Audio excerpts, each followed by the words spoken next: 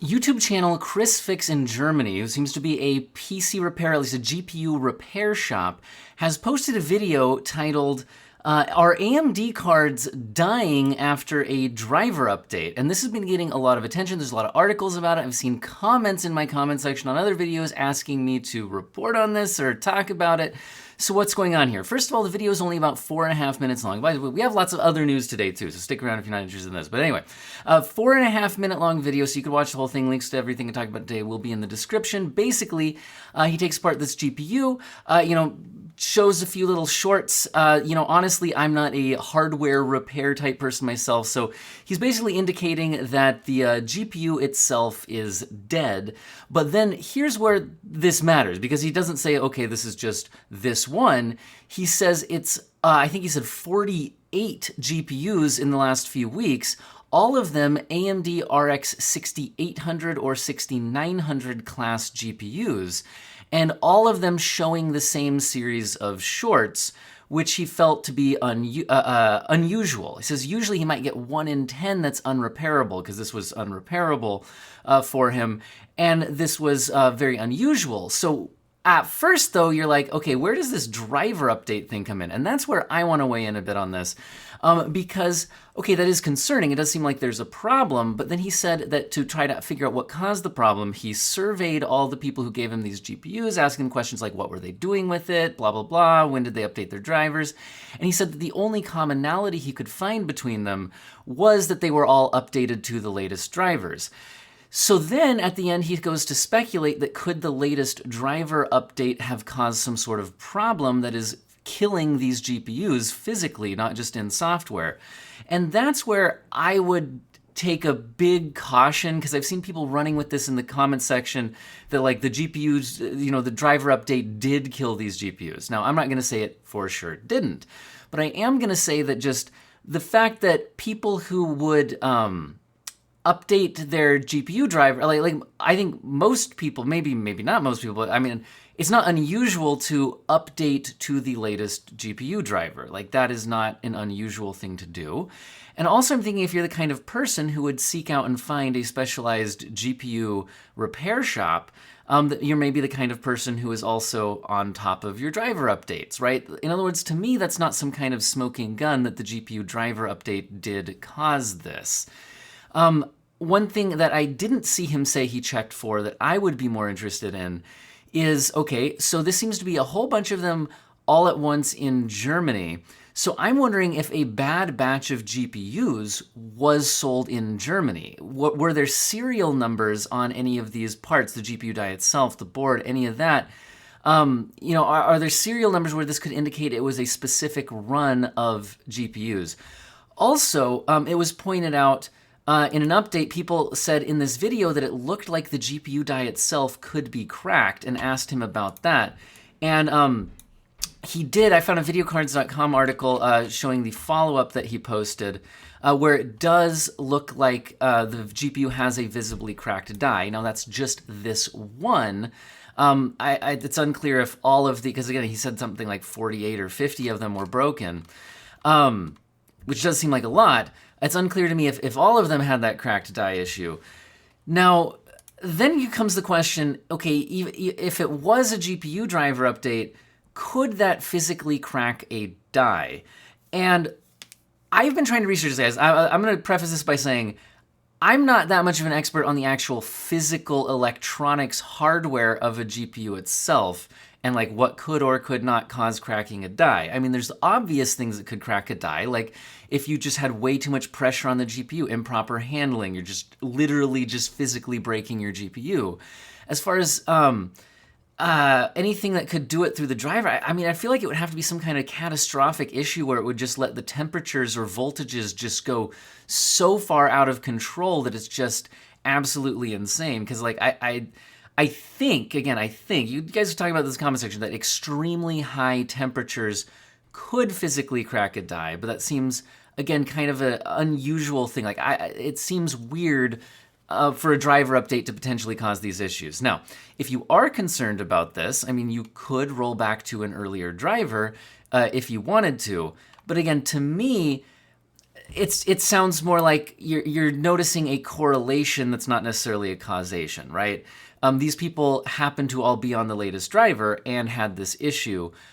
I think that it does, to me, sounds like it's unlikely to be caused by a driver. And like I said, I would look to more if there was some bad batch of GPUs shipped out or something like that, or some other commonality that he just didn't find in his survey. His survey just only asked about certain things, and the commonality he found in his survey was just that they were on the latest driver. Anyway, that's all I have to say about this. Like I said, I cannot give you any definitive ruling on what exactly happened here. A link to the video will be in the description. And how about we just move on? Speaking of driver updates, there is a new driver out for AMD's RX 7000 GPUs. So that's not the GPUs. Again, to be clear, this one, all of the broken GPUs he was sent, he said were either RX 6800 or 6900 series GPUs. Anyway, so these 7000 GPUs do have a new driver update. Now, if you look at the issues that it's claiming to have fixed, looks like a little bit of driver timeout issues when using auto overclock. So auto overclock should be a little bit more stable. Looks like it should be a bit more stable when playing Valheim using the Vulkan API. Witcher 3 Wild Hunt should be more stable when using ray tracing. And it also said it fixed an issue where you could get minor performance degradation after applying a factory reset of settings. That's an interesting issue. I wasn't aware was even a problem, but glad they fixed it. Now, there are still some known issues. What a lot of people have been waiting for was it had been reported that when using certain high refresh rate displays, especially when using multi-monitor setups and things like that, that the GPUs had an high idle power. That's still listed as a known issue, so if you were hoping this driver update fixed that, it did not. A few other issues here listed as well. Also, there's no list of like big performance improvements or anything like that.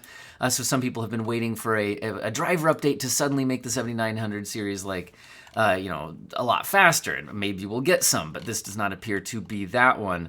But anyway, so new drivers up there for the 7900 series. Now, how about AMD CPUs? It's been widely reported that AMD's Ryzen 7000 X3D CPUs would come out on Valentine's Day.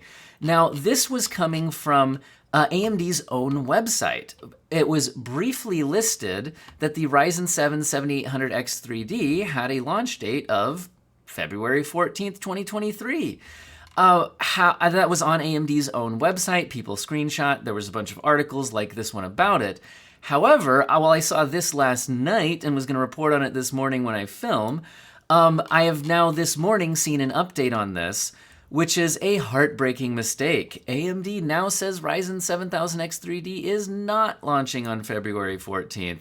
So this was apparently a miscommunication by AMD. They put that on their website briefly. It was not an accurate date. A bunch of people spotted it, ran articles about it, because hey, it was officially listed on their website, and AMD did say that these were coming out in February, so everything seemed completely reasonable.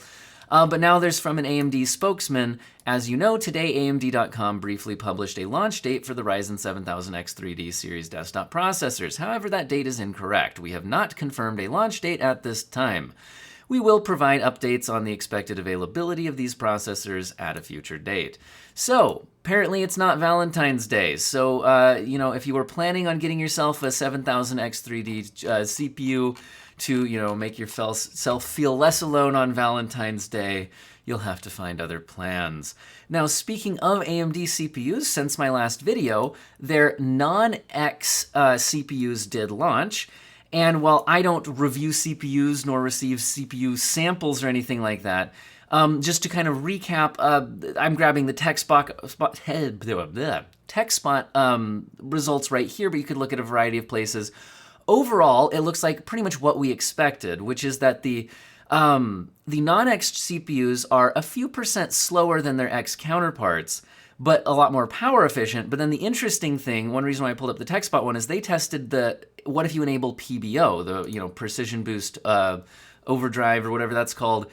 If you enable that so it can draw more power, and that's all you do, notice how close the 7700 gets to the 7700X, right? When you have PBO enabled, basically all just reach up to the top. So in other words, if the non-X CPU is cheaper than the X version, which it should be, and they also come with stock coolers if you need to save money on a cooler, it looks like they are going to be a much better deal than the X versions. And if you want to get that last little bit of performance back, you can get almost all of it back by enabling PBO, which is cool. Now, how about the Ryzen 5000 series CPUs, which seem to have been outselling the 7000 series. I think a lot of people are waiting on those X3D chips and for motherboard pricing to come down, all of that. Well, that being said, AMD is actually still offering another game bundle for the Ryzen 5000 CPUs to keep those moving. They had been bundled with Uncharted, but I believe that had expired. And now it's looking like Company of Heroes 3 is going to be the new Ryzen 5000 series CPU game bundle. Again, make sure you're buying at a supported retailer in order to take advantage of that. And it does look like it's the entire lineup from 5500 all the way up to the 5950X. All of them will get you a Company of Heroes 3 code. So adding value to those CPUs. Because again, despite, the non-X 7000s and all of that, guys, Ryzen 5 5600, you can find them a little over $100 sometimes. It's like pretty good deal. Anyway, so for budget builds, I still think the 5000 series can make a lot of sense if you're on that tight budget. Now, how about other CPU news? Intel is showing off their Core i9-13900KS running at 6 gigahertz out of the box. However, okay, we're calling it the 13900KS in these headlines, but is it actually a 13900KS? Well, it was an unnamed processor in the demo, but they showed off some Intel CPU running at 6 gigahertz out of the box. They did not name it the 13900KS, but that's what we'll all assume it's going to be called unless they decide to change up their naming scheme. Now, there have been leaks pointing to it possibly launching as early as January 12th, which is today, as of the time of filming. Which means I didn't call my dad on his birthday yesterday. Guys, you got to remind me. Anyway, sorry. Whatever. I'll give him a call today. That's totally beside the point. Anyway, if you see this CPU launch randomly later today, I guess there were leaks pointing to that. Basically, this would just be a 13900K that, like I said, is binned to boost a little bit higher out of the box. And the idea here would mainly be to compete with those AMD X3D CPUs, which, both companies still want to be able to claim that gaming performance crown. Now, related to Intel 13th Gen CPUs are the W680, Q670, and H610 motherboards that Asrock has just issued a press release saying that they are launching their versions of those boards, so you could keep your eye out for that. Now let's get on to some other GPU news. How about NVIDIA? Well, a lot of people are interested in the 4070 and 4060 Ti. We've had some specs leaks, things like that. Red Gaming Tech on YouTube, although I'm finding it through this videocards.com article, has released a picture of the box that says RTX 4070. It does not say Ti, and also this appears to be a Founders Edition box, and the 4070 Ti didn't have a Founders Edition at all. So if you thought this is just a 4070 Ti with the photoshopped out that, I'm not saying this couldn't be a fake or whatever image. Like you can't confirm these are 100% real. But it does appear to be a Founders Edition type box here. Anyway, which we didn't have on the 4070 Ti. The box itself does list some specs on it, although there's no actual GPU inside of it. So that's kind of interesting. It looks like if you read into the specs on the box, you get some size comparisons. So it looks like it's listed at 112 millimeters wide, and for ease of use, the article right here is comparing that to an RTX 4080 Founders Edition, which was 140 millimeters wide, so it is definitely smaller, and it does say it would require two 8-pin power connectors with the adapter in the box, all of that. So, hey, interesting stuff, but there's not a lot there. If you missed my last video talking about the rumored specs on the 4070 and/or 4060 Ti, This videocards.com article does have them helpfully rounded up here. These are the latest rumors and how they would stack up against the 4070 Ti, which we do know officially. So again, it would still be on the 192-bit bus, according to rumors. It could have 12 gigabytes of memory. But the CUDA cores could be cut down to 5,888 rather than the 7,680, and it could still be on that 8104 GPU, but cut down significantly from the 4070 Ti, which is using the full 8104. And the 4060 Ti is still rumored to be on the 8106 and cut down to 4,352. But again, these are all rumors. These are not official specs. Production rumored to be February, March, and then it would take, weeks or months to get them actually out, so it's still probably a ways away and no official word from NVIDIA. Now, on AMD GPU news, we could go with MSI officially launches custom Radeon RX 7900 GPUs. So MSI, unlike a lot of other GPU cooler brands, hadn't launched any of their 7900 XTs or XTXs on the launch day along with the other brands. But the company does seem to be actually launching now, but there's no reference models. Now, you don't need to read too far into that, but remember, we have seen the issues with the reference model cooler.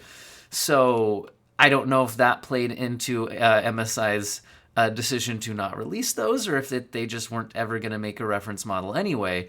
I would guess they just weren't going to make a reference model anyway. But you can see these, they basically look a lot like the 6000 series versions of these coolers, although it looks like there's no RGB on the Gaming Trio model, which did have RGB on the backplate on the 6000 version of the card. That seems to be the main difference to be aware of if you were comparing them. These also do not appear to have any factory overclock applied or anything like that, according to what we're seeing here. And they did actually get listed at a French retailer at 1,230 euros and 1,130 euros, respectively, for the XTX and the XT models. Although while they were listed by the retailer, they were not actually in stock to purchase. Now, how about NVIDIA coolers? If you're in China and interested in a colorful branded RTX 4080 GPU, to celebrate the Chinese New Year, you could get a custom box and mousepad thrown in at the same original price. So look at that. But again, this is in China only, so probably only a small percentage of my viewers are interested in this right now. So let's move on to, this is an important follow-up. So in my last video, we reported that on this article right here, that MSI Afterburner software without MSI support is probably dead. And that was directly from the developer that MSI was working with, who actually developed the MSI Afterburner project. Now, it looks like MSI has seen lots of people reporting on this and has replied, apparently, to Hassan Mujtaba, sorry if I butchered the name, on Twitter. And he says, got an update from MSI on this, and they're saying our product marketing and account team are dealing with this problem now. Due to the war, our payment couldn't transfer to the author's bank account successfully. We are still keeping in touch with him and figuring out how to solve this. So I really, really hope they are able to resolve this situation, because this is fantastic software, and just for the sake of that developer, he's doing good work. I'd like him to get paid for it and be able to continue doing that. So anyway, hopefully this means that MSI Afterburner is not dead, but we'll see what happens. Now, in other interesting overclocking software news, there's a Intel Arc OC tool that was released by, I think it was Scatterbencher. Peter Shimino-tan, and I think it's released on the Scatterbencher website. Anyway, so what's going on with this? So Intel's driver software was the only way to overclock it. It was not, speaking of MSI Afterburner, Intel Arc did not really work with it. And now maybe if Afterburner was actually updated more, that could change, right? So that kind of plays into that last story. We haven't been getting a lot of updates to that software. But it also hasn't been working with other popular software like ASUS GPU Tweak or EVGA Precision X1. So Peter Shimino-Tan, who currently does work for ASUS, has released his own Arc OC tool. Now, this is a homemade program that is a bit rough around the edges. I haven't had a chance to play around with actually using it myself, but on the website, when you download it, there's some important stuff to take note of here, which is, first of all, just how this all works. But this looks extremely important if you use it. So when it's doing the voltage settings, it says you could accidentally set a 2 volt by accident and suggest to start with volt at 1.00001. Yes, 4 zeros. To adjust the millivolts. Like, this seems counterintuitive to how you type in the power numbers here compared to what a lot of people would be used to in other overclocking software. So I'm just saying, if you are going to try this out, be really careful with how you set the voltages, because, yeah. Anyway, let's move on.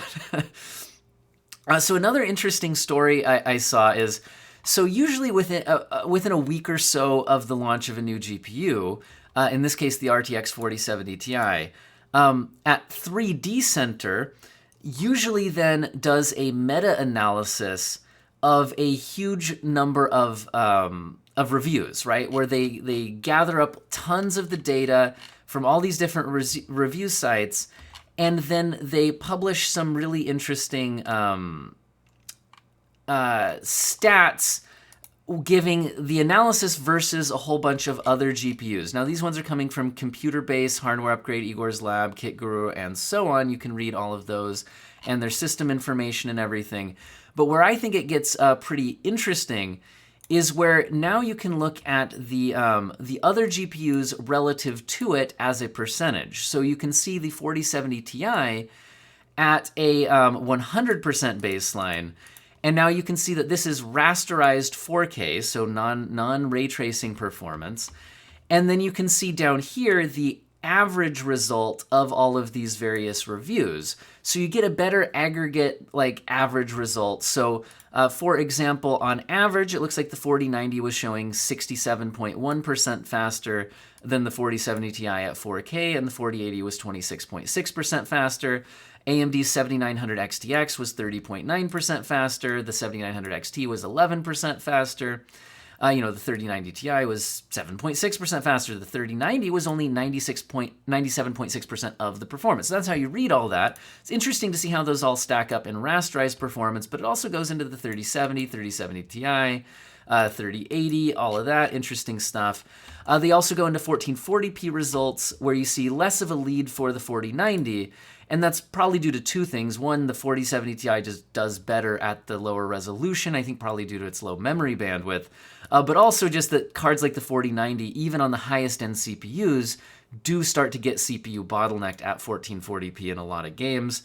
So you see its lead drop to 43.6%. And the 7900 XTX also drops to a 22.2% lead, and the 7900 XT to an 8.4% lead.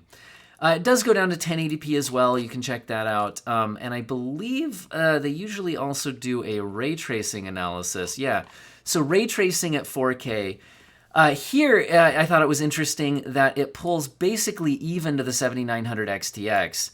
And it's ahead of the 7900 XT, with the 7900 XT offering 87.7% of the performance of the 4070 Ti. Now that's at 4K.